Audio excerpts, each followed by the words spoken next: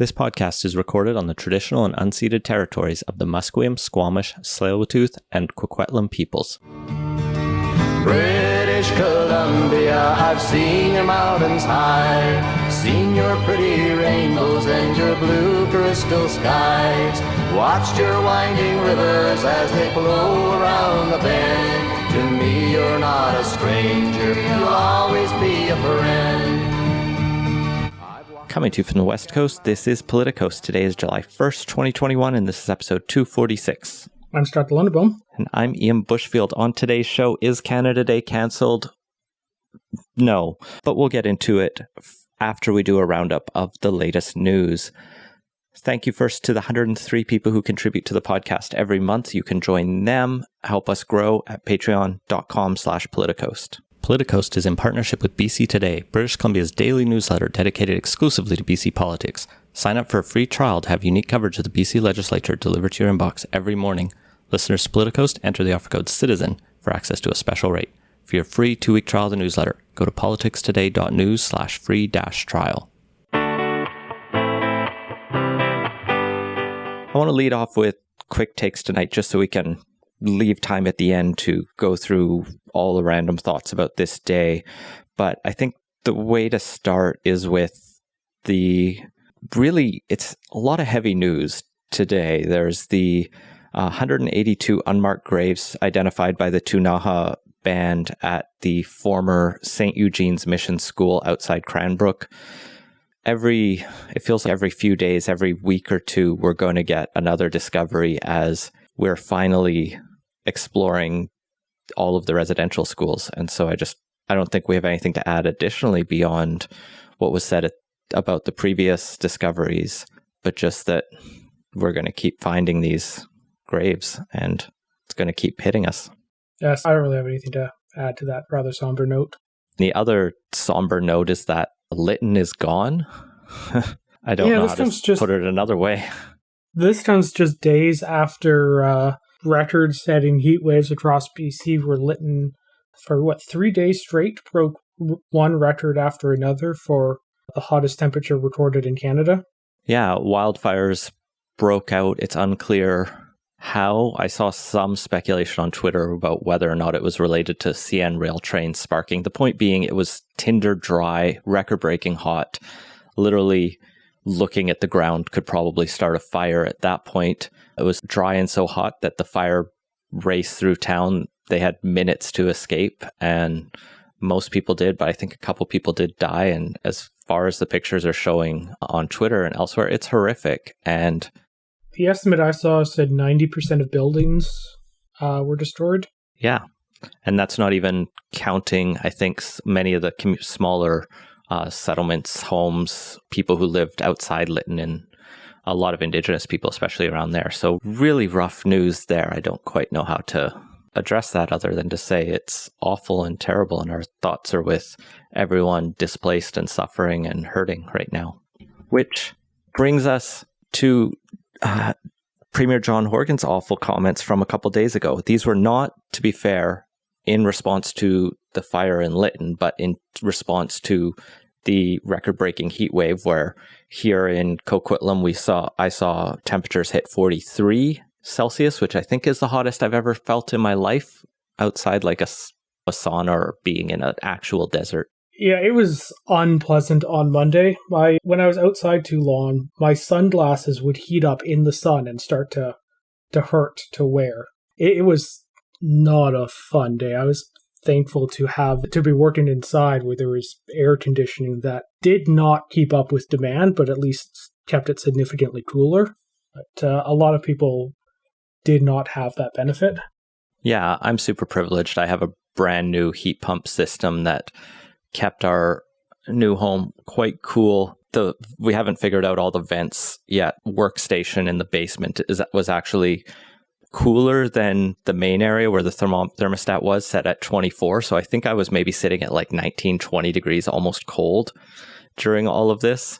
And I could go outside and experience the heat, but then come in. So very different experience for me compared to, say, people in downtown East Side or seniors or many people who did not have the ability to keep a good temperature. Yeah, there's a lot of buildings here that do not have AC. My work did, but my home doesn't, and it got pretty hot here, and I'm lucky I could always just have a cold shower to fairly unhealthy and was uncomfortable, but that was about the worst of it. But a lot of people were not so lucky, and we saw a significant spike in excess mortality over the last couple days here in BC. The numbers I saw suggested we were roughly double the number of typical deaths in kind of the 4-day period. I think it was around 400 to 450 reported. About half of those you would expect just as a base rate. Yeah, record-breaking ambulance calls and that kind of stuff for the day, or at least significantly above average. And I think it'll be a little bit before we get the response in, or before we get the data in to confirm how many people did die from heat stroke in this. But this does prompt questions about, we knew this was coming, and what precautions were put in place. This is a question a reporter put to John Horgan at his press conference on, I think it was Tuesday, when he was talking about the lifting of restrictions that we'll get into in a bit. His answer was bad, just like straight bad. Yeah, it was like you said, bad. So the actual quote was that fatalities are a part of life. Yeah, so he's quoting Dr. Henry. He says, "I'll await the coroner's determination, but as Dr. Henry said, fatalities are part of life, and the consequences of, or the causes of those fatalities are examined by officials, blah, blah, blah." And he goes on to once again refer to people's personal responsibility in these situations and needing to just deal with it yourself kind of thing. He goes on to say, to talk about one of the advantages of COVID was to invest in air conditioning and HVAC for public schools.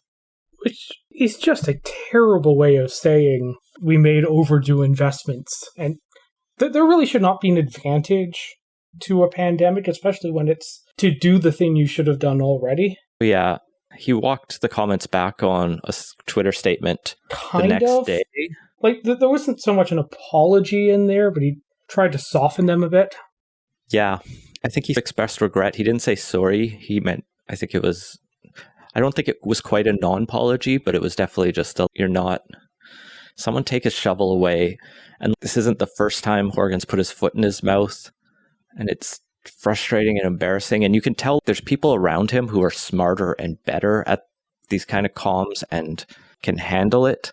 But for some reason, he can't. And most of the time he will listen to other people in the room, but he gets on a roll when he's in front of a mic, and wow.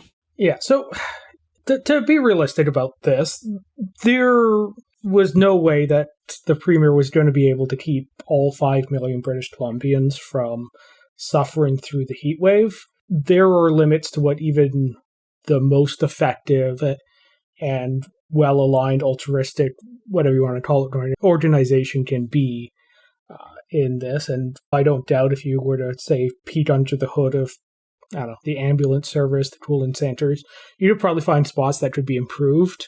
But just as a practical matter, there is a limit in how much can be done on this from the top levels. And that does mean that people do need to take some action on their own part to keep as cool as possible and as safe as possible during these times. So he's not wrong to say that there's both that fatalities are part of life and that there's an element of personal responsibility, but he's an asshole for saying that, and particularly in such a callous way that does not express sorrow for the loss of people's loved ones or a recognition that there may have been room for improvement or just basic empathy in any of this. Even just if the province did do anything, maybe highlight that. And if they didn't, I'm not as defeatist. It's bullshit to say he couldn't have done anything. Cities have public spaces. The province has public spaces that are air conditioned. And there were some open in Vancouver. Open them. And yeah, locally here in Coquitlam, I know across Metro Vancouver, a lot of cities did open those as cooling shelters. We can act. We showed in the pandemic, we can act with urgency. We were still in a state of emergency at the time. A little bit more push could have been done because we've never seen that temperature before. And we knew it was going to be hard. It took activists in the downtown east side, I think a day of the extreme heat before they managed to get half of Oppenheimer Park back open so that they could at least go sit under a tree, which still isn't that pleasant in 40-degree weather, but at least it's not on the concrete in the alley with the heat and sun blazing down on you. So people did get some things done, and there was more room for the government to act. And just, people died. Have empathy. Yeah, it's bad. And for the most part, I think Horton's, for lack of a better term, normie suburban dad affect is a huge asset to the NDP. And honestly, just Horton being up there is probably the easiest way to diffuse any charge that the NDP are a bunch of radicals out of touch with British Columbians. Because whatever that energy is, he gives off the exact opposite of it. But occasionally it does backfire when he's shooting from the hip a little too much. Let's talk about the other man who might want to be premier today, Aaron Gunn. I don't know how to describe him. Personality. Yeah, he soft-launched his campaign. Yeah. He launched an official exploratory committee to seek the leadership of the BC Liberal Party, and he did so at a Uncancel Canada Day barbecue, where he railed against the socialist mayor in Victoria who tore down a John A. Macdonald statue, and about all of the political extremists who would make us ashamed of this country. So he's going full culture war, which is not surprising. Yeah, that really is his bread and butter. Like I watched the video, he delivers the speech, and you sand some of the edges off that, and it's probably not too far off where a lot of people are if you were to ask them, and we'll get into that towards the end of the pod a bit more. But I also don't think that going full culture war is really going to be the thing that motivates a lot of votes. It may be a differentiator a bit, but come the end of the day, even if he manages to pull off the leadership win, which is far from certain, doing a campaign based around that, in a general election, I just don't think that's going to play particularly well.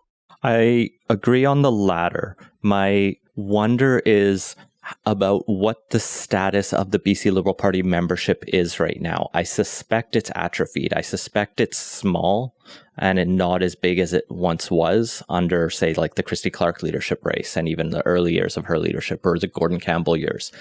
And so if you are starting from a small base and you come in with an insurgent, radicalizing or exciting campaign like Aaron Gunn is pitching, where you can agitate up a motivated base, you can win a party. You could take over the party. Well, keep in mind it is a ranked choice system, so if you become very polarizing on this, you may do well in the first round or two, but by the time the subsequent votes get redistributed, it may not be good to have that position. It may be hard to win second and third choice votes, because if you're the kind of candidate that sets the tone or that everybody has to balance themselves off against, you either get a bunch of first round votes and get close enough that a few second rounds can put you over the top, or everyone's decided they're not voting for you anyway, so you're going to not get many of those second and third round choices. The question is, does he come out more like Max Bernier, where he almost or potentially could win it by just sweeping up just enough and building that exact right kind of momentum? Or is he more like Derek Sloan, where he has some initial momentum, but then is nowhere near high enough to clinch it? I don't know yet. It's hard to say. And yeah. I could say a lot more about him, but we can come back to that much later. I have a feeling we'll be talking about him for quite a few more months. So yeah, we can maybe table that for now. The other big news out of today, or happening today specifically, is that we're in stage 3 of reopening 2, reopen harder. COVID restrictions are almost gone. No, we're now in stage 3, so this would be reopen with a vengeance. Right. No, it's reopen 2. Oh, stage okay, 3. Right. It's hard to keep up. It maybe reopens 3. I lost track. The point being, indoor gatherings can now happen up to 50 people or 50% of the capacity of the venue. Outdoor events can go to 5,000 people or 50% of the capacity, whichever is greater. And masks are now just recommended unless you have been fully vaccinated, i.e. received both vaccines and ideally waited 2 weeks? Yeah, I'm scheduled to get my second one 2 days from now, so I'm pretty excited for that. Still wear the mask for the 2 weeks and inside till we hit stage 4. But yeah, it is nice that there's light at the end of the tunnel on this one. I was on transit for the first time in quite a few days, or quite a few months actually, earlier today, and anecdotally everyone still seems to be masking up, which I think is probably a good sign. I saw in some of the local Facebook groups that I'm in now, anecdotal reports of this grocery store is no longer enforcing mask mandates and so on and so forth. I haven't been outside enough or out of my house in indoor settings to know how strict people are following the mask requirements. I've seen a lot of the people on my Facebook feed tend to be very, why didn't we bring the mask mandate in sooner crowd, and are very skeptical of easing it now. And I'm wondering, I'm with where the restrictions are going, given the cases, given what we're at and where we're at with vaccinations. I get we still face risks with the Delta variant and with other possible variants, but until those start to churn the tide, which obviously we've missed before, but we can't just have restrictions forever. Yeah, there does need to be a lifting of them, both because they are not sustainable long term. And this is like a basic social contract argument here that in exchange for everybody going out and getting vaccinated, there was the promise of a more normal life that could come after it. So, like, for all of those reasons and the fact that, that case counts are way down, this is all good and necessary. But it's also weird being around other people in any number more than 5 when you absolutely have to be. Oh, yeah. Our brains are very rewired to not do a lot of things we used to do, so it'll take a while. Maybe we don't go back to exactly normal, and maybe we keep some level of public hygiene that will keep flu season from ever coming back. That would be nice. Yeah, agreed. And one of the other changes here is that the WorkSafe COVID rules are now going away and being replaced with a general communicable diseases workplace guideline, which I still think some details on the implementation to be figured out, and it's still relying on the public health officer to direct on when there's something going around, but there is the chance that sort of thing could start to affect kind of workplace cultures around coming into work when you're contagious with stuff. So that might be a positive change to emerge out of this. And I guess the other last bit of COVID BC update is that the state of emergency is over and we're no longer going to be getting regular briefings from Dr. Henry. It's just like when we'll still get the daily numbers by press release for a while. But yeah, the Dr. Henry and Adrian Dix show is finally come to an end for at least the time being. The season ender is a little anticlimactic on that. Yeah, and it does once again raise questions about transparency of government, which has been a continual thread throughout this. There is obviously a point when it's reasonable to stop, and they had gone down to fairly infrequent. I don't know what the right answer there is, but yeah, no more regular updates at least. Well, somewhere else that isn't getting regular updates is Parliament's attempts to get access to materials related to the firing of 2 scientists from the National Microbiology Laboratory in Winnipeg. The Liberal government has taken the extraordinary step of suing the Speaker of the House over this, which is just nuts. But we talked about that last week. But what's come out this week is reported in the Globe and Mail by Robert Fife and Stephen Chase. It's turned up some information on actually what the background allegations of impropriety are here and what the RCMP are investigating in relation to the firing. So the investigation started back in July 2019, so it's going on 2 years now, related to the apparent transfer of intellectual property to China and the Wuhan Institute of Virology.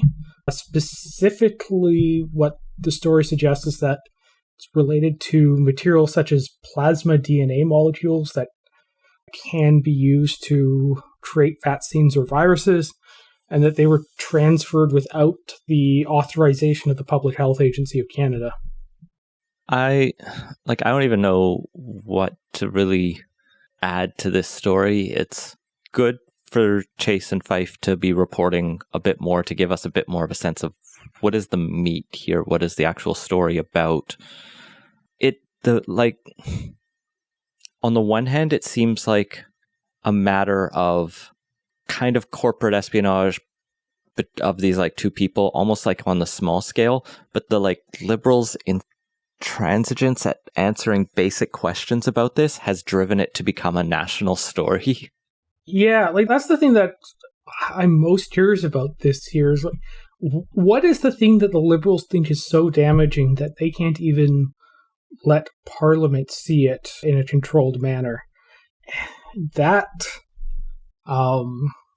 is odd and concerning. Further down in the story, they do mention that the investigation has also expanded into how two scientists from the People's Liberation Army in China were granted access to the lab at one point. So maybe there's a little more here than just corporate espionage, and there may be actual military espionage involved. But even so, like there's got to be something damning for Canada or the Canadian government in this, that they're being so intransigent.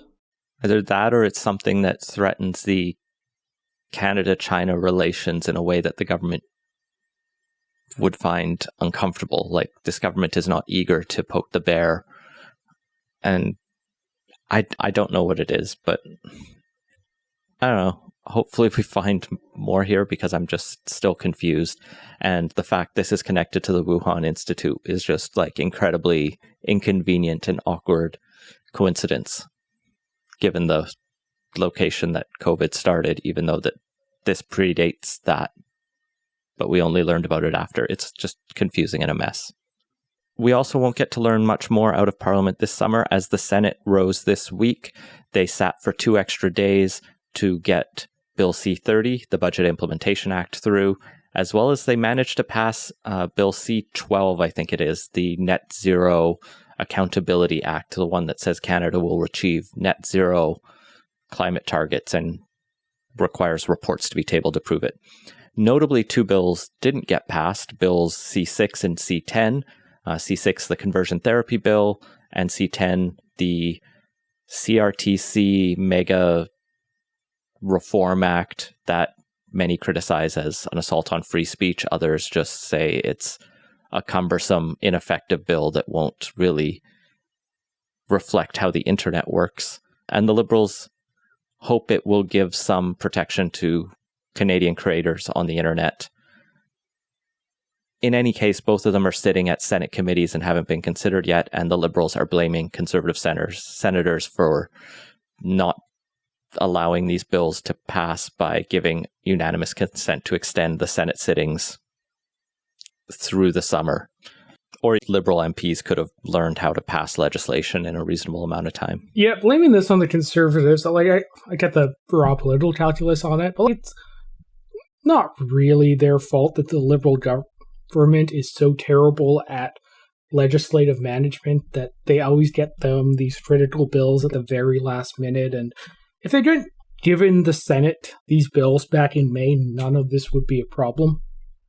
Yeah, but then the Liberals couldn't hold the conversion therapy bill as a gun to the head of the Conservatives and said, show us exactly how bigoted some of your members are.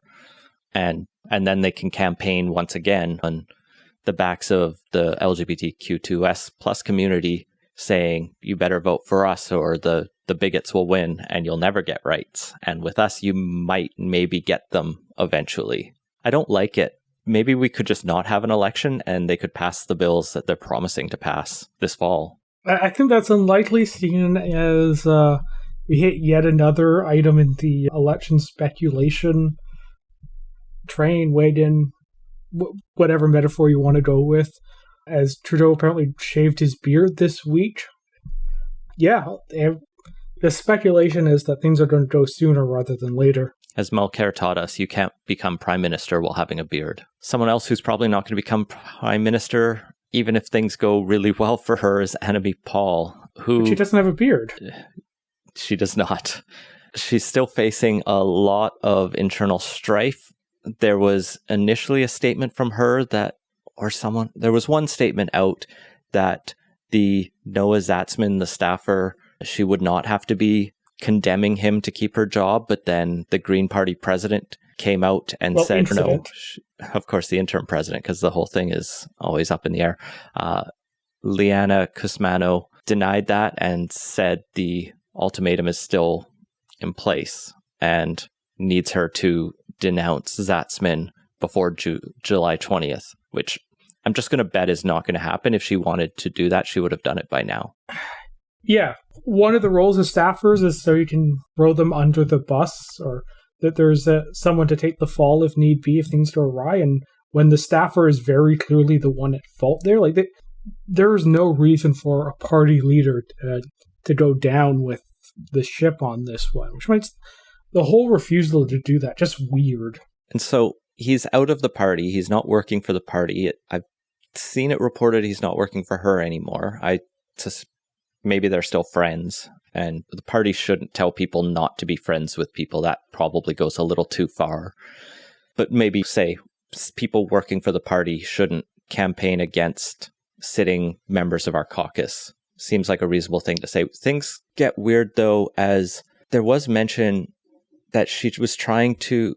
There was this other element of the Green Party fiasco that came up this week, that the Green Party is apparently laying off half of their staff, it was leaked, which is not a good move, not a good strategy, I think, in the lead up to what's likely to be a snap election, but suggests a lot of internal struggles, either with fundraising or spending. Yeah, so it's up to 15 staffers are apparently being laid off, and I was actually surprised the Green Party had the fiscal wherewithal or financial resources to staff 30 people and still have operational money left over in campaign funds.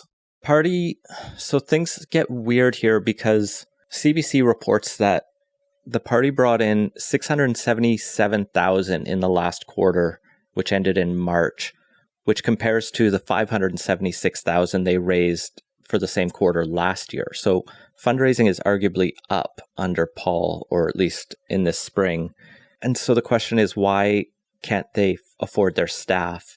And I can see two reasons. One being there's just a lot of internal disarray, and maybe there is a coordinated effort to really just destabilize Paul. The other is bad spending decisions. I've heard it suggested Paul is taking a much higher salary than even Elizabeth May took from the party, though I would have to caveat there that most of our politicians tend to be underpaid, and Elizabeth May does seem like the martyr type who would significantly underpay herself. Oh yeah, quite likely. I could see that. And I don't think it's a great idea for anyone to come out and be like, hey, the one black woman leader should be paid less. Yeah, and May's been drawing an MP salary for the past decade now, so I don't know what her pre-MP pay from the Green Party itself was, but that was 10 years ago. There's inflation's low, but there's still some of it there. So a little bit higher pay is just not unreasonable on its face anyway. And one source who was telling CBC about these layoffs said during the meeting where they were announced that Paul was attempting to speak out against them, but that her microphone was muted, which is begging for more context. So yeah, another bad week for the Green Party. I feel a little more sympathy for Paul this week than I have in previous weeks. But yeah, I don't see a good path for them in the next couple of weeks, especially as they come up on this July 20th motion on non-confidence, which I think it requires 75% of the council, but the council is short a few bodies. So it'll be hard to remove her, but it'll look bad if a lot vote too. Yeah, if more than half of the council votes too, it's not technically a past vote, but effectively, that's a condemnation of leadership if there ever was one. no way a party leader could hold on in good standing after that.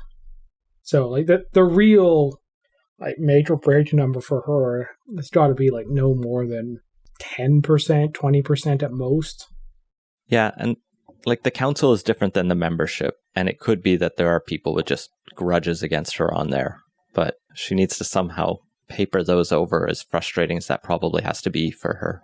That, or find a way to get them off the council and get your people in faster. But that would not be doing politics differently. Let's switch to the party that only does politics. The Liberal Party had a couple cabinet ministers in the news this week, and one's a leftover from last week, but it's still relevant, I think. First, let's talk about Catherine McKenna, infrastructure minister and former minister of the environment, announced her retirement this week, that she's not going to run in the next election. Yeah, this one by surprise, because as recently as I think 6 months ago, she's indicated she was going to be running, generally seen as one of the more prominent ministers, in good standing the party members, even potential leadership material after Trudeau finally leaves politics. And that all suddenly changed this past week when she announced she was stepping down. And perhaps most interestingly is the reason she gave to step down, which was that she wants to dedicate more time and effort on working on climate change, devote her professional energies to the fight against climate change, which begs the question if the cabinet of the federal government in the infrastructure portfolio is not placed to do that, where else would there be? Or how much does that effectively discredit the current government's climate policies if someone with a highly relevant portfolio feels that not being in government is actually going to be more productive on that? I think that's valid, but I do want to explore the idea that there's always multiple reasons people decide not to stay in politics or to leave politics, and there's the official one, but there's always going to be a lot weighing in the back. Catherine McKenna has been the subject of potentially the most sexist backlash of any Trudeau cabinet minister. Definitely of the Trudeau cabinet ministers. Yeah. Like, she got called Climate Barbie. She's been harassed on Twitter. She's been screamed at by so many people for so long that undoubtedly she could do work on climate justice issues or on climate change issues in any other position, in any nonprofit or even a consulting firm or something like that, without the public profile that subjects her to that. And that is factoring into her mind. I have no judgment. I totally respect that you should not have to suffer that. It's unreasonable that we expect that from our politicians. Yeah, what was directed at her was gross and unacceptable. And I get why she would very much not want that to continue and be looking for careers where that isn't the case. And she did get shuffled out of the climate file. And so even though infrastructure does tie into climate, it may not tie in as much as she wishes, or she wants maybe to be more engaged on the stuff she was working on. But because of the heat she attracted in climate, Trudeau couldn't keep her there. And so her hands are a bit tied more. So I'm willing to buy her argument at face value. Politics is not a great life, especially for women, people of color, and so many people in this country. So good luck to Catherine McKenna. But the interesting thing is she currently holds Ottawa Centre, which is a pretty strong Liberal stronghold, which begs the speculation of who's going to run in her seat. And that's where Mark Carney's name came back up almost instantly. Oh, I think some of the initial reporting on her retirement had Mark Carney's name in the headline as well. Former Bank of Canada governor, former Bank of the UK governor, guy who's been pretty much the only Bank of Canada governor most Canadians could name, I think. He's been building a public profile for himself as like a new progressive economist and bright shining star to take liberalism into the 21st century. And maybe this is his time to run for the Liberals and become the next finance minister / prime minister, if Chrystia Freeland doesn't have anything to say about it. Well, I mean, she's been given so many portfolios at this moment. I could see the case where, being the deputy prime minister and one other significant portfolio is enough that it would not be seen as a demotion or anything for Carney to become finance minister. He's been widely rumored to be interested in running and made statements along those lines.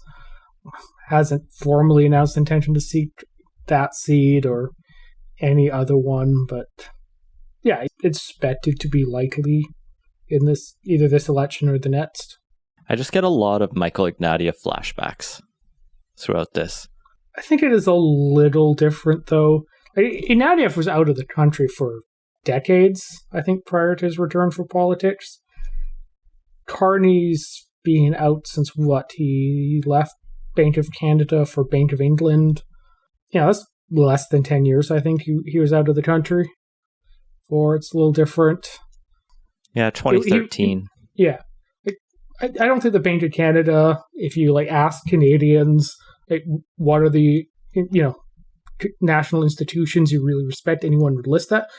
But that's mostly because people don't think about the Bank of Canada. But it's a prestigious job. It's an important bit of public service. The profiles are different enough. I'm not sure the comparison really holds. And I don't know, the couple interviews I've seen with him, he seems at least less wooden and uncharismatic. Now, I'm still not sure that you can necessarily translate success in central banking into political success, but I think he has a much better shot than Ignatieff does, or did. And who knows, maybe he just wants, maybe he won't even run for leader after Trudeau, just be successful finance minister. Oh, the fait accompli. If he is in leadership, he will be helping the federal government to build the green economy, as they're advertising in all their press releases.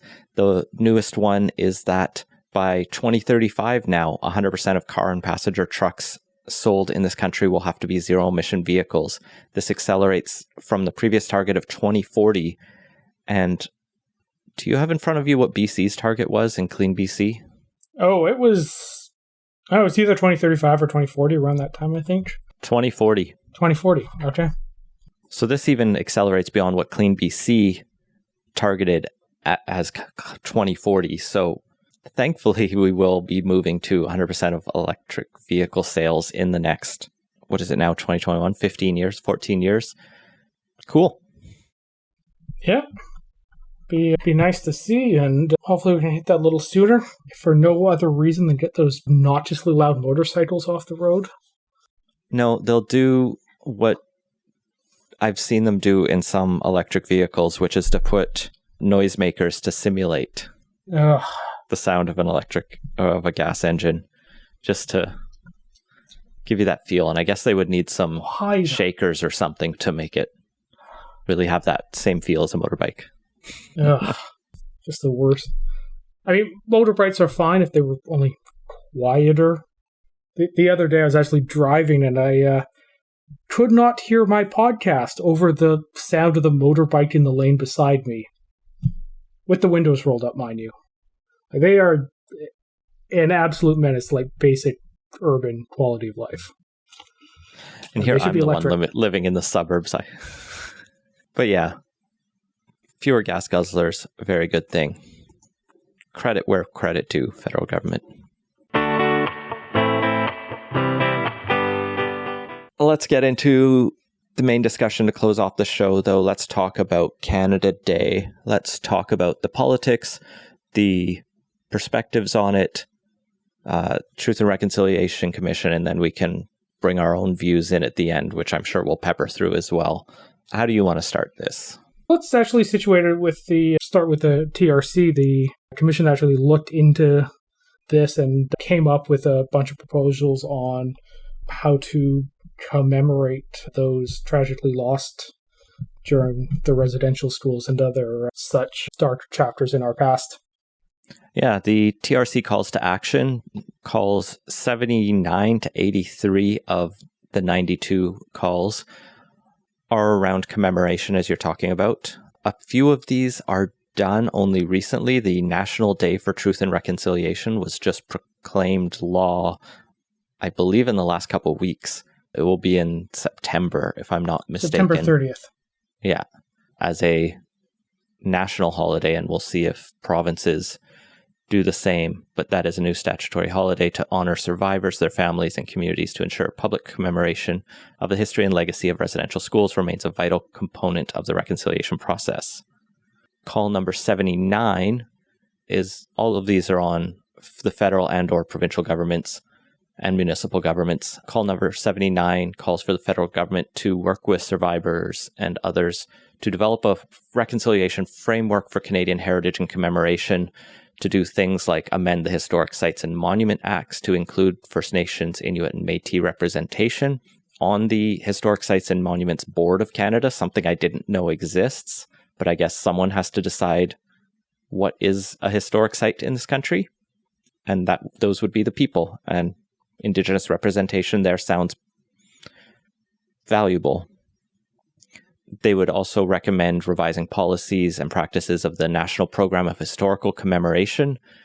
Again, another thing I wasn't aware exists, but encouraging that to integrate Indigenous history, heritage, and memory practices into Canada's national heritage, and start implementing a national heritage plan for commemorating residential schools and sites. And then calls 81 and 82 are largely the same, just applying to the federal government and the provinces. And that would be to commission and install publicly accessible, highly visible residential schools, national or provincial monument, as the situation applies, in Ottawa and each provincial capital. And finally, there's a call number 83 for the Canada Council of the Arts to establish a priority funding strategy for Indigenous and non-Indigenous artists to undertake collaborative projects to produce works that contribute to the reconciliation process. That one feels like it may actually be underway. I feel like Canada Council of the Arts has to have some Indigenous funding streams, but don't quote me. Yeah, it'd be quite the shame if they didn't have that yet. Jesus. Yeah, I think that's probably the case, but arts funding is just something I am not familiar with the finer points on to just definitively say. But it's almost certainly the case on that. On the federal monument, I believe they're in consultations at the moment on that. Don't know actually what the BC situation is with the residential schools monument in Victoria. I know there isn't one built, but if you're Googling that, I can say that the Canada Council for the Arts does have a Creating, Knowing, and Sharing Fund to promote the arts and cultures of First Nation, Inuit, and Métis people and to stimulate artistic practices in those communities. I don't know if that hits exactly what the TRC said, but it seems like a positive step towards promoting the memory. And given the... Nothing comes up immediately on Google, but for the interest of time and having a somewhat interesting podcast to listen to, go through all subsequent pages on Google. Yeah, so John Horgan, do build that monument in Victoria. I know in Manitoba, they now have a couple new spaces where they could put that monument, as a few statues came down today. But let's not dwell on statue debates. Let's talk about appropriate commemoration of the residential schools, genocide, tragedy, horrors, and what do we do with July 1st this year, given the raw hurt that I think many people are experiencing, both with the announcements from the number of residential schools that we're seeing. Well, and I wasn't going to bring in Lytton, but it feels like a different day. Yeah, I'm not sure the Lytton's really super applicable there. Like there's definitely a school of thought, and one I find somewhat compelling, that would say that in times of tragedy, it's important to hold on to those the things that you hold dear and find value in, and the country and the place you call home. That's one of those things that a lot of people value, and as tragic as that is, I could also see the case where maybe those individuals aren't necessarily going to be participating because they're currently dealing with the very immediate realities of being homeless, but wouldn't necessarily have any issues with the thing continuing on across Canada. And so the challenge with celebrating Canada Day in the traditional fireworks, pomp, circumstance, Mounties, and flag waving is it does strike harder, and it is related to the residential schools issues. Like, I'm definitely in favor of making sure we have the specific recognitions outlined in the TRC, but those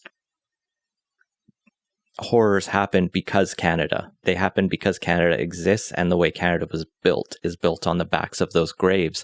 And so I think it's that rawness that's really motivating a lot of people and a number of politicians to take a step back. And it varies from like the city of Victoria officially canceling Canada Day to I think just a lot of people taking a more somber tone this year. And I think that's what I take away as the overwhelming desire is let's just tone it down a little this year is the minimum you're seeing from a lot of people. Yeah, and it's with COVID and everything, there's going to be less in-person events anyway, so it's also a little hard to disentangle that. Circling back to the TRC just briefly, like I do think it is worth noting that nowhere in those recommendations was there a call to not hold Canada Day celebrations, and that should be kept in mind as we discuss them. But yeah, it's a little hard to judge the national mood. Like, everybody's been away and from each other, and there's just been less physical interaction. So it's hard to really get a good sense. I was able to find one poll on the matter, which I think is probably a better barometer than social media, which tends to be, particularly on Twitter, tends to be very unrepresentative of the broader Canadian public. So this was a poll. Go ahead. Yeah. So this was a poll conducted by Leger on, I think it was June 28th. It was released June 28th. It was conducted June 18th to 20th. June 18th to 20th. Right. So they asked a bunch of questions, but specifically there was a question related to Canada Day, and they asked, do you feel with all the questions about Canada and its historic record, would it be best to cancel Canada Day this year? Of that, 14% said yes. It was fairly uniform across regions, age groups, political affiliations, even for the most part. Like the starkest difference was between the NDP and the Conservative Party, with the NDP at 27% and the Conservatives at 10%. So, man, I want to meet the 10% of Conservatives who are eager to cancel Canada Day. Oh, are they Wexit? Yeah, I was just going to say they're probably like angry people from the prairies who weren't super stoked about Canada Day even before the recent discoveries. Also, there's 5% in any poll will give you like weird answers. I think it's gained a fair bit of notoriety in the social media space, but as far as where the general Canadian public is, they do not seem to support the notion of canceling Canada Day, and I think if you were to dig into it a little more, which the poll unfortunately doesn't do, I think you'd probably get an answer similar to what pretty much where pretty much most of the politicians have come out on this, which is, or at least the Liberals and Conservatives on it, and John Horgan too, actually, that the recent events are tragic. They're does need to be some degree of reflection, but overall, there's still a point to Canada Day that's worth carrying on with. And that you can... There are good things about this country, and you can recognize the value this country has without being dismissive or ignoring the tragedy as well. So this poll is fascinating. I think should we cancel Canada Day is the least useful question out of there, because it doesn't define anything. It doesn't say what canceling Canada Day is. Is it like, oh, we're not going to have a stat holiday anymore? Because then I don't know anyone who'd be really on board with that, because no one wants to go to work if they don't have to. There are a number of other interesting questions in there. Like, they found that fewer than half of Canadians perceived Canada as one of the best countries in the world to live in. They found that fewer than half of Canadians plan to display a flag this year. Unfortunately, we don't have historical comparisons to tell whether those numbers have changed. But I do think it's striking that there is a sizable chunk in here that does seem to be less patriotic than I think a typical rah-rah Canada type poll would find. It does say that 2/3 think that our history is something to celebrate. It's a mixed attitude. I don't think you can find any Canadian who would, or anyone in the country would say there's nothing good in Canada's history. Yeah. And on that, is Canada one of the best countries? Like 46% it's one of the best, and then another 12 is okay, but comparable to many other countries in the world. So between those two, that does represent a pretty decent majority on that, and that would also include Canada's pretty good. We could be Sweden instead. Would be captured in there. That's hardly an anti-Canadian sentiment. Interestingly, also they had a question on whether it would be good if the Canadian flag was displayed in more places and more often. 69% agreed with that. Interestingly, non-white Canadians were slightly higher on that answer. That question was weird because there was a follow-up of, do you think the Canadian flag will make marginalized people uncomfortable? And the overwhelming majority are like, no, because I haven't heard anyone really say they're offended by the flag. Even people who are like pretty not anti-Canada, but like pretty skeptical of Canada's history aren't like, oh, I saw the flag and now I'm triggered. That I feel like it's pretty innocuous. It's a sentiment I see, but only on Twitter, and like I said, that is in no way representative of Canada overall. And so, like, for me, the discussion is really just around, like, this Canada Day should not be like any other, both because of COVID, but just the raw hurt many people are feeling. And I think we're saying that, well, the TRC didn't say you should cancel Canada Day. Many Indigenous activists have said it this year in particular, not forever, but just as a matter of, let's recognize the hurt people have. And no one's saying you can't have beers. No one's saying you can't get drunk or wear red.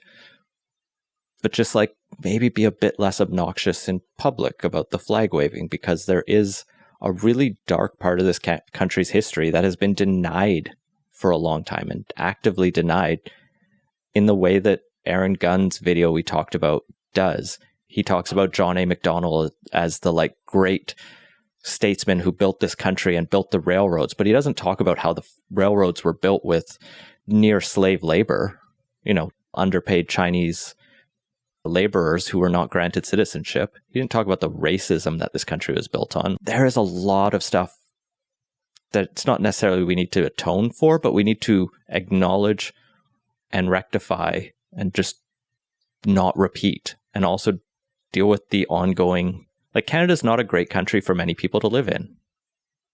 It is great for me. It's great for you. And I think what we want is for it to be great for everyone. And that takes work. Yeah, it's worth noting too that there were certainly activist calls, and it was not a unanimous position by Indigenous Canadians at all, and it's a complicated issue, and there are going to be mixed feelings everywhere on this. Canada certainly has its fair share of historic problems. It's also by no means perfect today. Do compare Canada to other countries around the world, and definitely compared to pretty much every society that existed before modern times. We're doing pretty good. There's still a lot of work to do on that.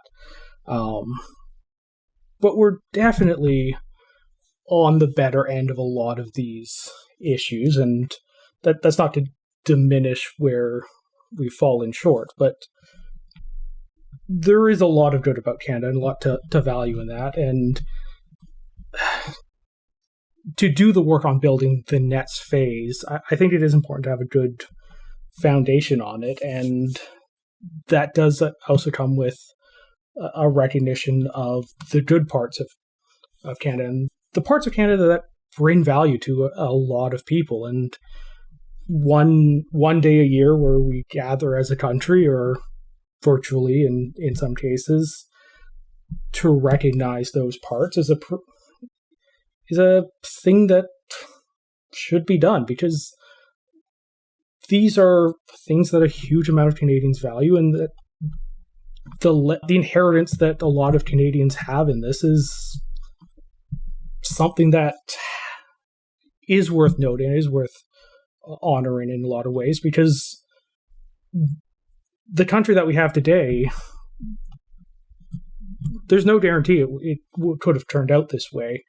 And there is something to the hard work that past generations to build it up to where it is now. And one day a year to come together and recognize that, and also recognize where we can go from here and how to take that inheritance and improve upon it and build it up and be able to pass it on to the generation that comes after us is a good thing. And there's a reason why most countries have a national day. You want to be able to have that day and be, as a country, doing the things that kind of instill a sense of civic identity, national identity. We're all in this together. We're all Canadians spirit to it. And it's, I think, important for governments to be an active player in that, which is why I wasn't particularly fond of the formally canceling events parts of it. And Canada's not a country that's naturally particularly cohesive. We're a country of regions that are often at each other's throats. There's no kind of the different regions have different identities. There's the long-standing difference between English Canadians and French Canadians. And there's a lot of pull factors in the country, a lot of things that just, if left to their own devices, would push the country apart a little bit more each year. And to be a successful country and continue the country forward, you do need some of those pull factors, those things that bring the country together. And some of that gets manifest in the civic holidays. So I'm pretty anti-traditionalist at the best of times, borderline anarchist in some thinking on other times. And so ritualized large-scale events, I'm always going to be a little skeptical of. I don't like monarchy. I don't like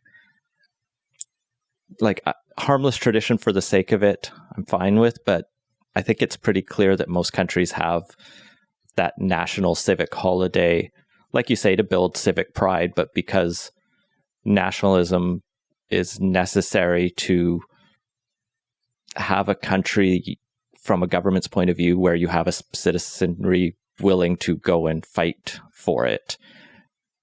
Russia has ways to build Russian pride. Canada has ways to build Canadian pride. So I'm, going to hold some skepticism there, but we can set that aside because we could debate this all night, and I'm eager to wrap up.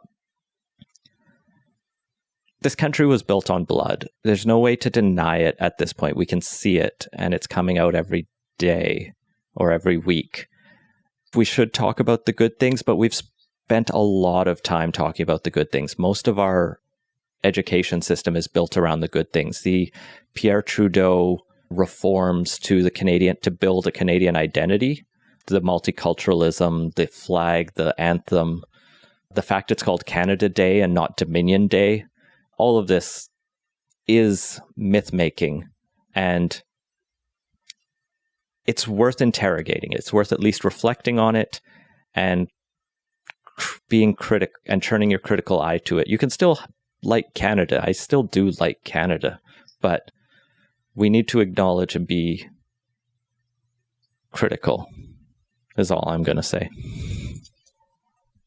On that building up of civic nationalism, like there absolutely is a need for it, and it can obviously go too far when it's done to excess, but you do need that kind of sense of teamwork, and you can't just build solidarity out of a transfer program. There does need to be a sense of something greater that people build into it, and humans are naturally tribal animals, and I think just as a practical matter for building a country, you're better off trying to use that and channel it in a beneficial way than trying to avoid it altogether on this.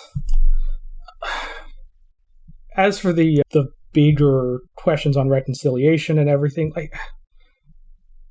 I feel it's unfortunate how much oxygen this one topic has sucked up, and that's part of the reason I wanted to lead with the TRC calls, because there is a lot of things that I think there's pretty widespread agreement on in terms of taking action on, don't necessarily lead to the same level of disagreement that we've seen over this or the tearing down of statues or other things. And it's, I think, really unfortunate that a lot of more activisty elements have channeled the conversation away from the things where there is widespread agreement and where we can reach unity on and actually advance reconciliation. You get how Twitter and the media work, right? Oh, yeah. They go where controversy is, and so the loudest voice will always... That's why Aaron Gunn is going to do well, and it's going to make me so mad, because he's just going to fuel it nonstop. Yeah, with but white supremacists, it also, like code words. But it also went from a few random people on Twitter to a serious thing after the Victoria Council did their vote. So there's a bunch of elements at play here.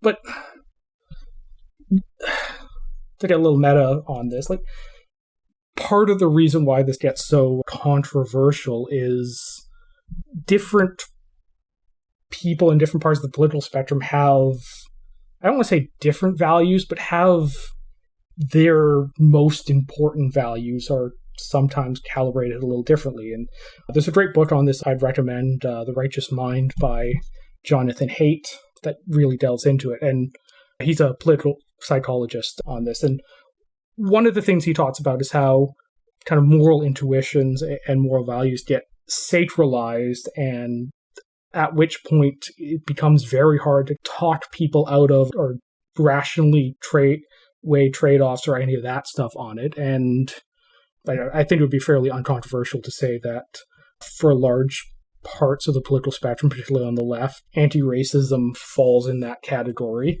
And the right's a little more complicated, but there are definitely that kind of loyalty to the group, national identity sorts of things that get somewhat sacralized or brought up to a level that is beyond just, yeah, it's a nice thing to generally like your country.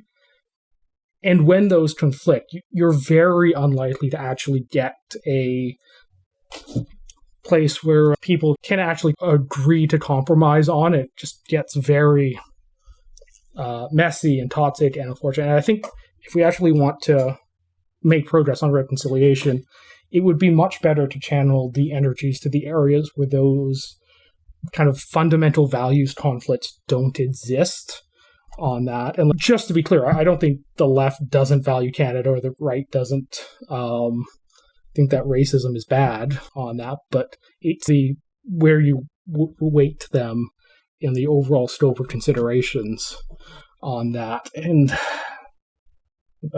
going on quite a bit here, but ultimately I think we're better off if we take a constructive approach to this and actually really focus on building things up. And reconciliation is, by its very nature, has to be a constructive, not a destructive thing. And though we do have to deconstruct the racism, like the Indian Act, and specific colonial structures that are holding back, to be clear.